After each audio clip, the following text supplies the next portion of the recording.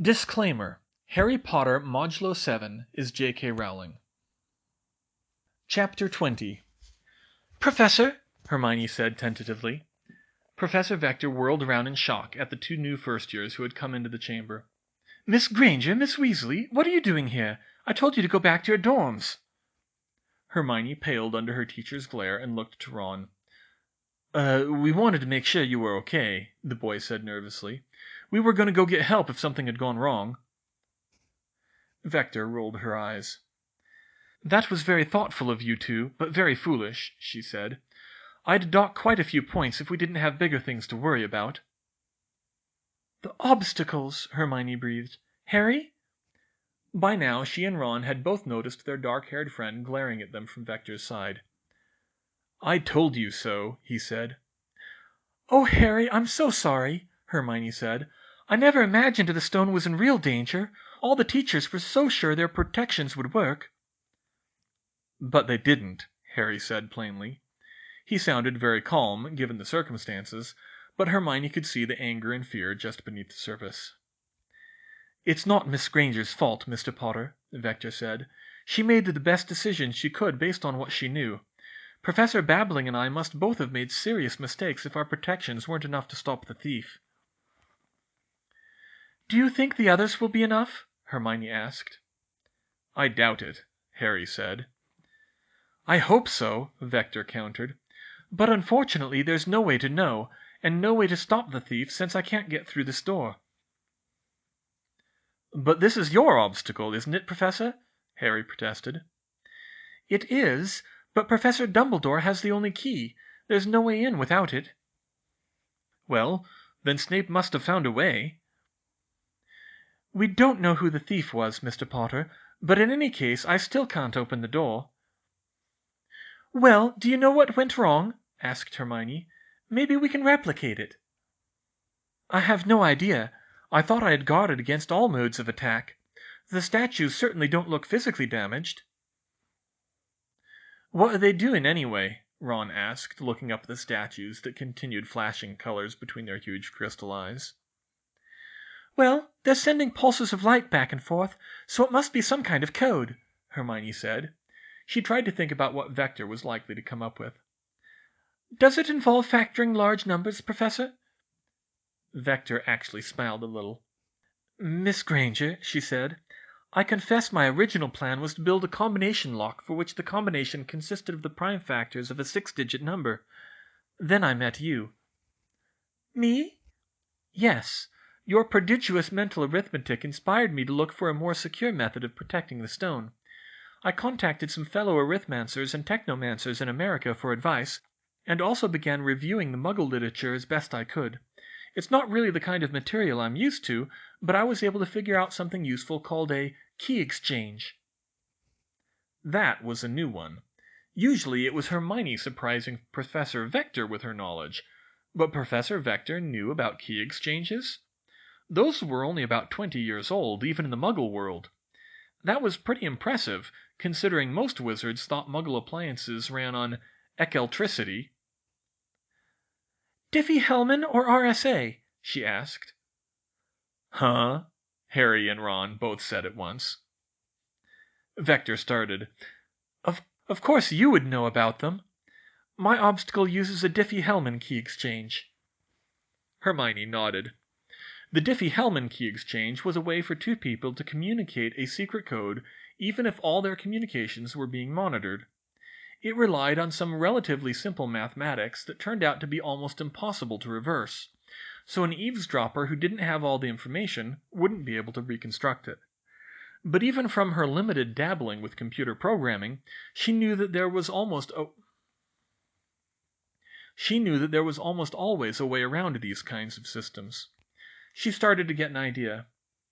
"So how exactly does it work?" "Well, since we don't seem to be going anywhere, Miss Granger, the two statues are Alice and Bob." Now that she looked past the crystal eyes, Hermione realized that the statue on the left was a female warrior. She looked rather like Joan of Arc, in fact. Ron and Harry raised their eyebrows at the mundane names. "Every 5 minutes, Alice flashes a random prime number, P, between 10,000 and 20,000. And Bob flashes a random generator number, G, between 1,000 and P. The flashes are coded like an abacus. Red, yellow, green, blue, violet, and white are 0 through 5 respectively, most significant digit first. Hermione nodded again. And then they each generate a random private key, raise G to the power of that number modulo P, and flash that number as their next message? Professor Vector's face lit up with pride, despite the situation. Quite right. At least if I understand your terminology. Each statue chooses a random secret number, a private key, as you say, which must also be between 1,000 and P. But the resulting exponents are repeated every 10 seconds for the 5 minutes, and if something goes wrong, the cycle immediately starts over. By now, Harry and Ron were looking back and forth between the two witches as if it were a tennis match. So, is that some kind of advanced arithmancy? Harry asked tentatively. Is that even English? Ron suggested. It's modulo arithmetic, Hermione said. It's like doing math on a clock. You can add and multiply and stuff, but whenever you get to 12, you have to start over at 0. Except with a much bigger clock, and it's a lot fancier. That was something of an understatement, Hermione knew. Professor Vector tried to explain it to the boys, and did a little better, although it was hard since they weren't used to the idea of letters standing in for numbers. The two statues shared two numbers, P and G, and they each picked a secret number, raised G to that power, divided it by P, and took the remainder. Then they flashed that number to the other statue, which raised G to the power of that number, divided by P, and took the remainder. When it was over, the mathematical rules meant that each statue ended up with the same new secret number. If you flash that new secret number with your wand, it activates the statues and opens the door, Vector finished. But there's no way to calculate what that number is fast enough. The only way through is with Professor Dumbledore's key, which is connected to the statues by a protean charm. Harry and Ron still looked pretty well lost, but it all made perfect sense to Hermione, except for how someone had managed to get through it. Well, the thief certainly couldn't have brute forced it, she said. It would take a minimum of 400 arithmetic operations to figure out what the code is. Even I can't do discrete logarithms that fast, even with a calculator. Then it ought to have worked, since besting your skills was precisely my goal, Vector said. Well, if he didn't brute force it, the next most obvious answer is that it was a man-in-the-middle attack. Hermione stepped forward and stood in between the two statues. He could have stood here, flashed his wand, and pretended to be Alice talking to Bob, and Bob talking to Alice at the same time. Then he could just feed them the code he wanted. But I thought of that, Miss Granger. I hope you don't think I would be fooled by a simple man-in-the-middle attack. That's why Alice and Bob only wait 10 seconds to flash their exponents the first time. That's the fastest I could get the mechanism to compute them. Anyone who wanted to try such an attack would only have 10 seconds to set it up. Hermione's face fell. She worked through the procedure in her head and realized that even that would take 20 operations on 4-digit numbers. There had to be a way to make it work, though. The thief had to have figured it out. Sure, maybe he'd just overpowered the statues with magic, but she felt like she was missing something. Like there ought to be some way to make it easier, to do it with just a few calculations. Of course, she yelled. Harry, give me your wand. What? He said. Okay. Hermione took Harry's wand in her left hand and ran back between the two statues. Miss Granger, Vector started. Lumos! Hermione cried. To her delight, both wands lit up. She pointed one of them at each of the statues' faces. Vector stopped short, her eyes wide. Two-handed casting was no easy feat in general, and especially for a first year. But Hermione was just getting started. Professor Flitwick had taught them how to make colored flashes of light in Charms class, but at the time it had just been a fun diversion. Now she actually had a good use for it. Gulis, gulis, gulis, she said. Both wands flashed 3 pulses of red light, or 000, which scrambled Alice and Bob and forced them to start the cycle over. Hermione got ready to do some of her fastest mental math, and 10 seconds later it started. First, Alice flashed her prime number, P, with the sequence yellow, yellow, white, blue, white, green, which Hermione immediately translated to 11,887.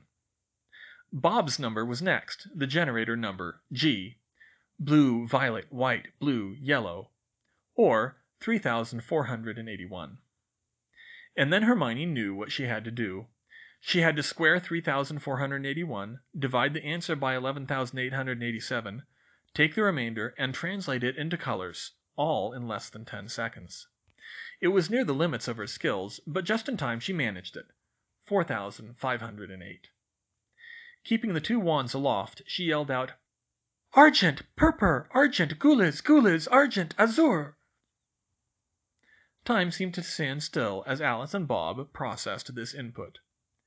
Even trying to wield Harry's wand left-handed, the colors had thankfully come out right, but she had no idea if the statues would accept them. Then Alice and Bob flashed a new pair of numbers, their exponents. Alice flashed white, violet, white, yellow, green, white, yellow, or 9,626, and Bob flashed yellow, yellow, blue, white, violet, or 1,139. Of course, Hermione didn't know if those numbers were in response to her or to each other's numbers, but she had to try. It was a hard task, though. She had to do the same maths operations as before, twice, all while still flashing her original number every 10 seconds.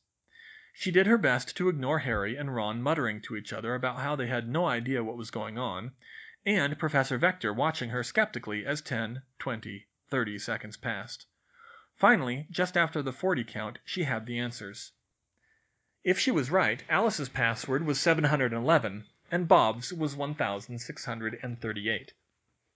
Hermione lowered her left hand and kept her own wand raised towards Alice, praying this would work, and said, "Argent, vert, or." Then she lowered her wand and pointed Harry's towards Bob and said, "Or, argent, or, azure, argent, azure." She just barely avoided tripping over that last tongue twister. Suddenly there was a loud crack and a grinding sound behind her. Professor Vector gasped loudly, and Harry and Ron started grinning. Hermione spun around and saw Alice and Bob lifting their crossed battle axes into an upright position, and the heavy stone door beyond slid open. "Hermione, how?" Vector said in disbelief. "Easy," she replied. "I just used 2 as my secret number. It's not in the allowed range, but Alice and Bob wouldn't know that unless you coded in a billion-entry lookup table, or they could perform discrete logarithms themselves." Professor Vector thought about how the maths on this worked out for a moment, and then hung her head. "You're right, Hermione. I admit I hadn't considered that possibility. But I thought I had also charmed the statues to only accept the light from the crystals for the exponents, so that attack still shouldn't have worked." "Snape must have found a way around it, then." Everyone jumped, as it was Harry who said this. Vector sighed. "While I'm still not convinced of the identity of our thief, Mr. Potter, I'm afraid I have to agree with you on that. Some sort of spell must have allowed him to feed in his own numbers, just like Hermione did, and it would take more than a simple confundus to do that." "Well then, what are we waiting for? Let's go," Harry insisted, starting toward the door. "No," Vector said. "I will go on and do what I can to stop the thief. You 3 need to go back at once and warn the castle. You're small enough, the broomstick should carry all 3 of you." "No, I'm going with you," Harry said. "You most certainly are not." "I am too," said Ron, running up to Harry's side. "I'm not leaving Harry behind again. I'm sorry I didn't believe you, mate." "Mr. Potter, Mr. Weasley, I am ordering you and Granger to go back." "Then you can expel us later, Professor," shouted Harry. "No one believed us before. You were the only one who would even listen. We're the only ones who can stop the thief." "They'll listen if you give them a good reason. Miss Granger, go to Professor McGonagall's apartment. I assume you know where it is, and tell her we reached—" Professor Vector stepped forward and looked through the door, trying to make sense of what she saw. "Yes, tell her we reached the chessboard. This will be her obstacle. She'll listen to that." "Chessboard?" Ron said excitedly. "We have to play chess?" asked Harry. "Almost certainly. It's just the kind of obstacle she would design." "Then you're going to need Ron," Harry said. "I doubt that, Mr. Potter. You haven't seen Professor McGonagall play chess. It'll be hard enough for me to beat her, and if you remember your lessons, the transfigured pieces will be as smart as she is." "You haven't seen Ron play chess, ma'am. You need Ron. And I'm coming with him. Hermione, are you in or out?" Hermione went pale as all eyes turned to her. Should she continue to be the voice of reason? But things had gone so mad already. What was the voice of reason anymore? She started fearfully. "Ma'am, we can always go back without any trouble, right?" she asked. "We could go for help any time?" "Yes," Vector admitted. "Professor Dumbledore insisted that we not allow anyone to become trapped down here." "And he was okay with a very painful death at the start?"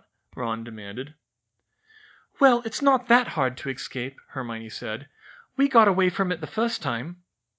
"When did you—" Vector started. "Never mind. I don't want to know. Look, I don't like this, but we're going to have to reach a compromise. I have to go on, and quickly.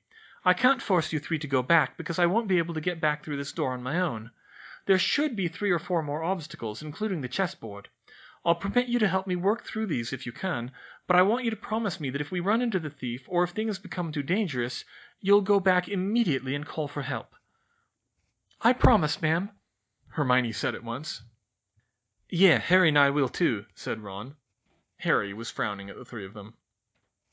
"Harry, you know how much better a fighter Professor Vector is than we are," Hermione reminded him. "You'd only slow her down. Besides, if it is you he's after, you're better off getting away and letting someone older handle it." Harry looked like he really wanted to tell off his friends. It made him all the more annoyed that he couldn't fault her logic. "Fine," he grumbled. "We'll do it." "Harry, I really am sorry," Hermione repeated. "I never thought we could get this far." "Yeah, me either," Ron admitted. "I had no idea what was going on back there with that Arithmancy stuff. I don't know if even Bill could have made sense of it." "It's all right," Harry said half-heartedly. "Let's just stop Snape." They walked forward into the next chamber. "What is this place?" Hermione whispered. It was another torchlit room, this one considerably dimmer since there was so much stuff in the way. They were behind the black pieces of a huge chessboard, which stretched from wall to wall. The pieces were life-size and larger, with the pawns being about 5'6", and the 2 kings at least 7 feet tall. Far across the board, all the white pieces were glaring at the intruders. There was a large gap behind each end of the board, but the strangest part was the ceiling. The ceiling was completely covered in razor-sharp stalactites, which hung down nearly to the pieces' heads and were constantly waving back and forth with a soft grinding sound, like upside-down grass in the wind. There was certainly no room to get through above or around the board, and, to top it all off, there was the heavy feeling of magic in the air. Professor Vector waved her wand for a moment and then put it away. "The charms in here are very thick," she said. "I believe Professor Flitwick and Professor McGonagall worked together on this obstacle. We're very limited in the magic we can do safely." "Makes sense if we have to play," Ron said. He walked up to the Black King. "Do we, have to take your places to get across?" he asked. The king turned around and nodded, and then all of the king's side pieces turned and walked off into the gap behind the board. "All right, then." Ron squared his shoulders. "Professor Vector, I think you should be the king." "No, I think you should be the king, Mr. Weasley," she countered. "It'll be safer for you that way." Ron shook his head. "No, you're the one who needs to go on, right?" "Yes, but you have to be able to finish the game." "Professor," Hermione said, "what happens when a piece is captured?" "I don't know, other than that they won't be able to go on. You'll have to be careful about captures, Mr. Weasley. If it's too dangerous, we'll have to turn back." Ron nodded. "Uh-huh, but you still need to be the king, Professor. The game doesn't end in this room. If you're the one going forward, you're the most important piece to protect." Vector considered protesting again, but she stopped herself. The logic was sound. "Very well, I will take the king's square." "Good," Ron said. "Harry, you take the bishop's square. I'll be the knight. Hermione, the castle. Let's play." No sooner were they all in position than White's D-pawn, a life-sized armored knight with a sword on his hip, confidently strutted forward 2 squares. Ron nodded at the move, and then called out, "Pawn to d5." An identical black pawn strutted forward 2 squares, coming nose to nose with the white one. The human players noticed that, unlike normal wizard's chess, the pieces were all silent. Then White's c-pawn also moved 2 squares forward. Ron turned to Hermione when he saw the new position. "Queen's Gambit," he said. "What do you think, accept or decline?" "Or something else," Hermione replied. "I don't know, you're the better player." "I suggest decline," Professor Vector said. "We need to play a defensive line, and that's one of the strongest ones." Good idea," Ron agreed. "Pawn to e6." The e-pawn moved forward 1 square. Then, a little to Ron's and Hermione's surprise, McGonagall's pieces continued playing the orthodox line to their Queen's Gambit declined, with one of the white knights moving to c3. Ron, however, decided to take the game off the orthodox line. "Harry, e7," he said. Harry moved 1 square forward along his diagonal. White took advantage of the opening, and the white c-pawn stepped forward to make a capture. The human players all gasped as he bent down and grabbed the d-pawn by the wrist and ankle, lifted the statue that must have weighed 500 pounds high into the air, swung him around for a full revolution, and then threw him over the heads of the other pieces, the stalactites folding out of the way until he slammed into the back wall of the room behind them and slumped to the floor as if unconscious. "That doesn't look good," Hermione squeaked. "Nothing for it, though," Ron said grimly. "We've got to keep playing." "Professor?" Hermione said nervously. Vector thought for a long moment. "Given the seriousness of the circumstances, I suppose I'll allow it. But do be careful. That doesn't look lethal, but it will probably put you in the hospital wing should you be unfortunate enough to be captured." "I'll do my best, ma'am," Ron said determinedly.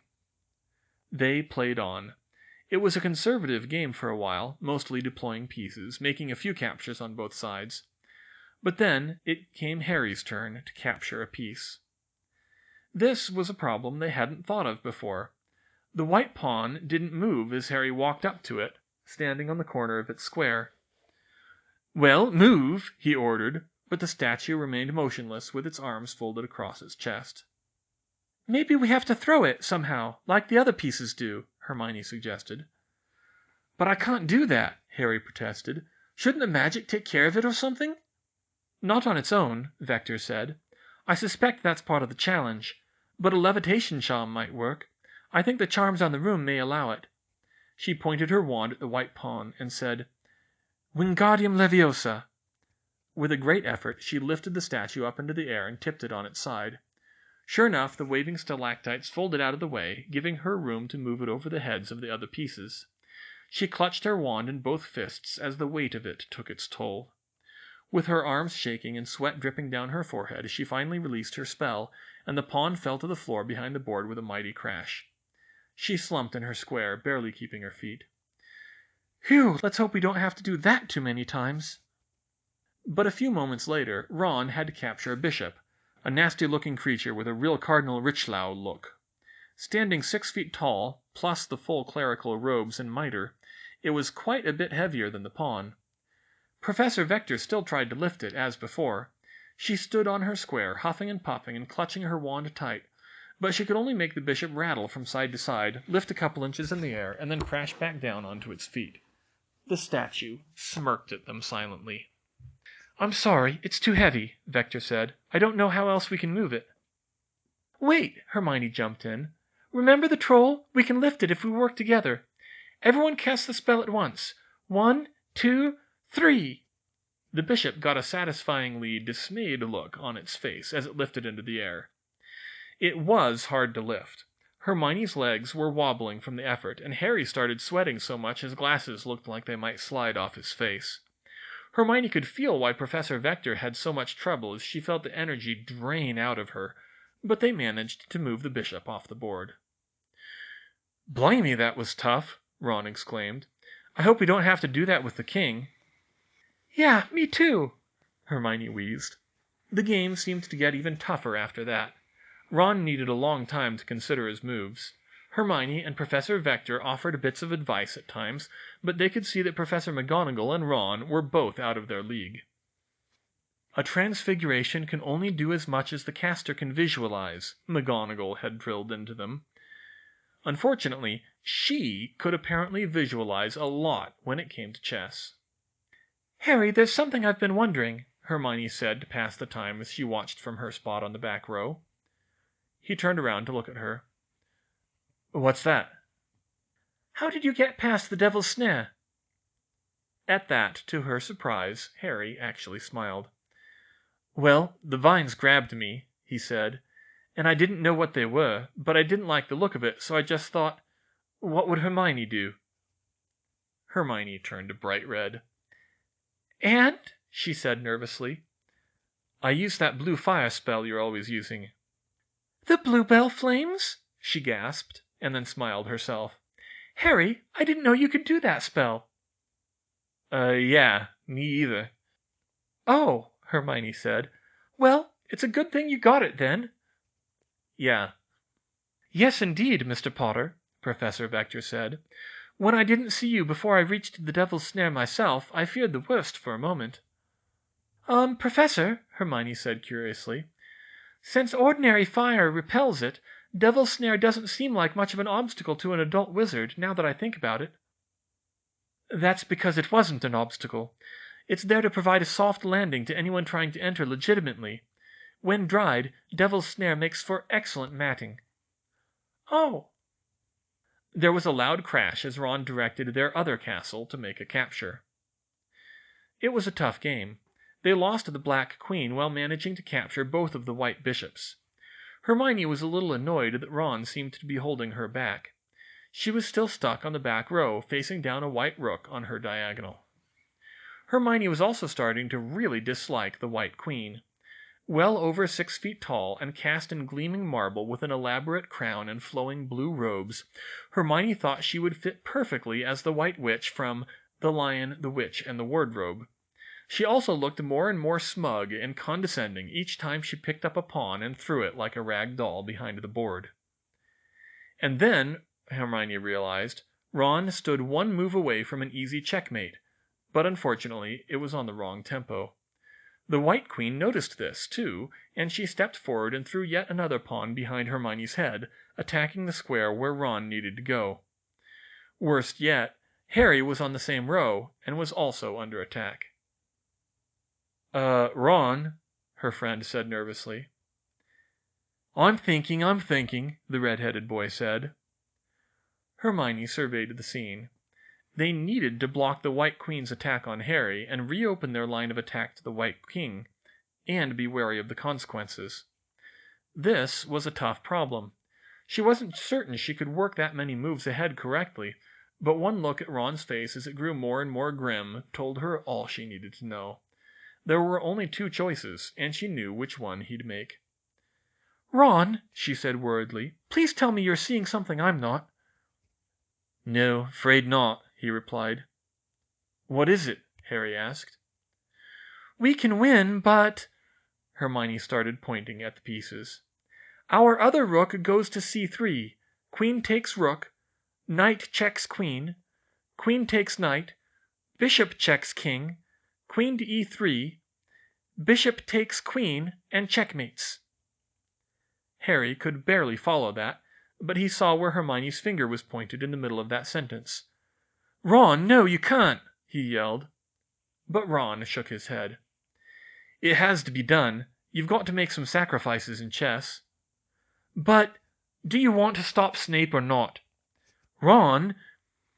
"Are you quite sure, Mr. Weasley?" Professor Vector asked, although she was pretty sure she could see the same thing.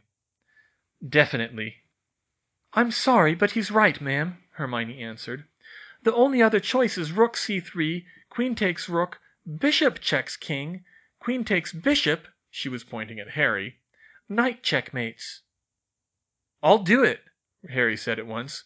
"No," Ron stopped him. "Harry, I told you the game doesn't end in this room. You keep saying if you-know-who," he gulped.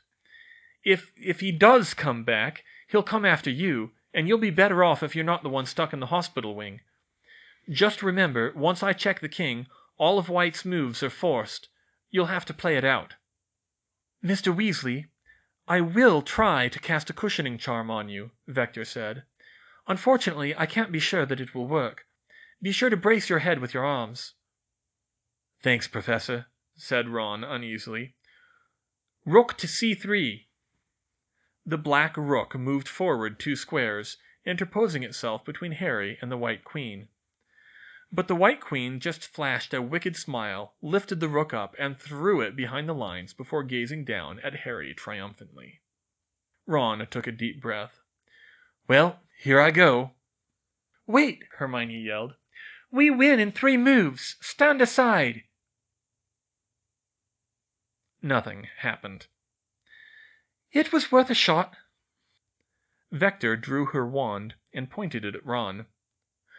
"Pulvinus," she said, but it wasn't clear if it did anything.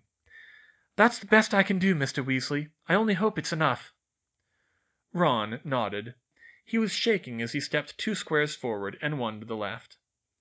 The White Queen whirled around as if she'd been offended and angrily strode towards Ron. The boy started screaming, and the other children weren't far behind as she picked him up by one wrist and one ankle, swung him around in a circle, and threw him toward the back wall. Hard. And then something happened that they didn't expect. The door back into Professor Vector's chamber slid open, and Ron flew straight through it. There was just enough time for them to hear a thud and an anguished scream of pain before it slammed shut again. "Ron!" Hermione yelled. She started to move. "Don't move!" Harry ordered. "We're still playing." He pulled back to c5 to check the White King. The White Queen, looking distinctly nervous now, moved into Harry's line of fire. Her only legal move, if a futile one. Harry moved toward her spot on e3, glaring at her. But then, as he drew his wand, he realized there was a problem. The Queen was even heavier than the Bishop, and there were only 3 of them now. "Do you think we can lift her?" he asked. A mocking grin appeared on the White Queen's face at his uncertainty. "We've got to try," Hermione said. "Wingardium Leviosa!" The other 2 spells joined her own, and the White Queen started to rattle on her feet, but stayed in place. Her grin grew even wider. Hermione was tiring fast. She was putting so much power into the spell that it felt like she was sprinting flat out. And it wasn't enough. She dropped to one knee, both her hands gripping white-knuckled, and poured out all her anger at what the White Queen had done to Ron into her wand. Distantly, she saw Harry also drop to his knees, and Professor Vector looked like she was wavering. But finally the Queen lifted into the air, a look of horror crossing her face. The trio pushed with all their might, and she flew back behind the enemy lines and crashed to the floor. "Take that!" Hermione choked out. Harry was panting hard as he pushed himself to his feet and took his place on the e3 square. Praying that he wouldn't have to do that again, he faced the White King and yelled, "Checkmate!" To everyone's immense relief, the White King took his crown from his head and, with a frustrated expression, threw it at Harry's feet with a loud thud, and both the white and black pieces stepped aside to let them pass. "Yes!" Harry whooped, pumping his fist in the air. "Come on, let's go." "Harry, what about Ron?" Hermione called from behind him. Everyone looked at each other. "He was alive, and conscious. I don't think he landed too hard," Vector said, though she didn't sound too certain. "But just the same, one or both of you should probably go back to help him." "But what if the other obstacles need all 3 of us again?" protested Harry. Everyone was silent for another moment.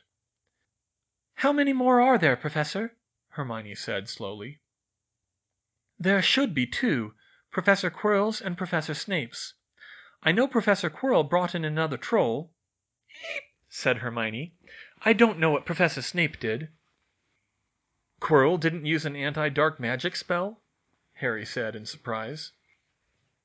"He might have done. If he's any kind of competent, though I'm not convinced of that, he'll have charmed the troll to be resistant to magic. Now, if you 2 insist on coming along, let me look first, please." Vector walked unsteadily to the door, pushed it open slowly, and peeked inside. Then she sighed with relief and turned around. "The thief's knocked it out. That should just leave Professor Snape's obstacle, so I'll let you come and take a look. If we can solve it, I'll go on and you two go back. Understood?" Yes, ma'am, both children replied. "Good. Come quickly." They walked into the next chamber, still shaking a bit from their ordeal on the chessboard, and were immediately hit with a familiar, and very disgusting, odor. They held their noses as they tiptoed across the room past a mountain troll that was probably a good 15 feet tall, and even uglier than the one they had met on Halloween. Thankfully out, cold, with a bloody lump on its head. To their surprise, the door on the far side of the troll's chamber was not closed. Instead, as soon as they walked through the archway, bright blue flames sprang into existence behind them, filling the doorway from floor to ceiling. At the same moment, black flames that seemed to emit darkness and not light appeared in the doorway on the other side of the room. "We're trapped," Harry said. Hermione tentatively reached out a hand toward the blue fire behind them. "Bluebell flames," she said with relief. "We can get back all right." "Not forward," Professor Vector said. "That's cursed fire, and very hot." It was true. They could feel the heat radiating from it. The only other thing in the room was a table with 7 potion bottles and a roll of parchment on it. "This must be a clue," Hermione said, and she opened the parchment. "Danger lies before you, while safety lies behind," she read over the poem. "Oh, it's a logic puzzle. 3 bottles are nettle wine, 3 are poison, and 1 will protect the drinker to move ahead. Yes, that's brilliant. Snape's always saying how a lot of the greatest wizards haven't got an ounce of logic. This should be easy then. Just give me a minute." She started muttering to herself and pointing at the bottles. It wasn't long before she said, "Got it. It's this one." She pointed to the 3rd bottle in the row. "Are you sure, Hermione?" Vector asked. "Positive." "No, I don't think so," Harry jumped in. "What?" Hermione said in disbelief. He hadn't even seen the riddle. "Why not?" "It's too easy. Even if most wizards couldn't figure it out, and even if Snape's not the thief, do you really think he'd make it that obvious? It must be a trap." "Harry, I know you and Snape have had problems, but I still think you're overreacting." "Actually, Hermione, I have to agree with your friend on this one," Vector said, to her dismay. "That is the sort of thing Professor Snape would do. And besides, there's always the danger that the thief mixed up the bottles." Hermione deflated. "Then how do we figure out which one is safe?" "I don't know," Harry said grimly. They were so close, he thought. There had to be a way. "Is there a way we can test them with magic?" Vector shook her head. "Not that we have here." Harry sighed. Was there another way?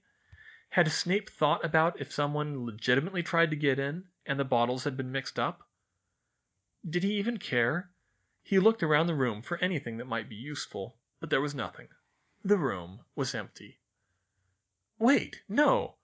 There was something! With his seeker skills, he noticed some things fluttering around the bluebell flames behind them, and several more of them lying motionless on the floor beside the door. "That's it!" he cried. He ran back to the door and jumped up in the air, as if snatching for a snitch. Then he seemed to catch something and ran back and dropped his prize on the table. A very dazed gypsy moth. "We can test the potions on these." Hermione's eyes went wide. She didn't much care for animal testing, but under the circumstances she could make an exception. "Harry, that's brilliant! We just need a drop of each bottle. Quick, try to catch some more. I'll test the potions." Professor Vector watched with interest as the 2 children became like a well-oiled machine. Harry put his Quidditch skills to good use while Hermione picked up the first bottle and tipped it carefully, letting a single drop of potion fall onto the moth. The insect immediately collapsed and lay still. Hermione frowned, but quickly moved on to the second bottle, since Hermione already had another moth ready. She was soon very grateful that he had thought of the idea to test the potions, as not only the first 3, but the first 5 bottles she tested, including the one that was supposed to send the drinker forward, turned out to be poison. On the 6th bottle, one of the ones that Hermione had thought was poison, the moth shuddered, but kept beating its wings when the potion was dripped on it. So that wasn't poison. Now, how to test it in the fire? But Harry already had the answer. "Wingardium Leviosa." The moth beat its wings futilely against the magic. Hermione grimaced as Harry directed it forward through the air until it passed into the cursed flames. But when he pulled it back, the creature was still fluttering, and not even singed. "Well, that's it, then," Vector said solemnly. She picked up the potion bottle. "Mr. Potter, Harry, I owe you an apology. I didn't think it was possible, but it seems all these obstacles were not as secure as we thought." "It's okay," Harry said reluctantly. "Just be sure to stop Snape, or whoever it is." She nodded. "Hermione, there are not enough points to take away for how reckless you were in coming here tonight." Hermione paled considerably. "And there are not enough points to give back for your displays of brilliance here. That goes for you and your friends. Please pass that along to Ronald for me." "I will, ma'am," she said, flushing. "This is where I must take my leave of you. Go back, help your friend, and get all three of yourselves out of here. Then find Professor McGonagall, tell her whatever you have to make her listen, and owl Professor Dumbledore." Harry nodded in understanding. Hermione's lip trembled, and she suddenly dashed at her favorite teacher and threw her arms around her. "Oh, Professor, please be careful," she sobbed. "Always. Now go."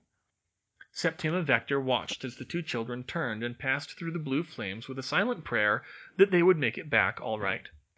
Then she swallowed the protective potion and felt its icy tendrils flowing through her body. She took a deep breath, drew her wand, and stepped forward through the cursed fire.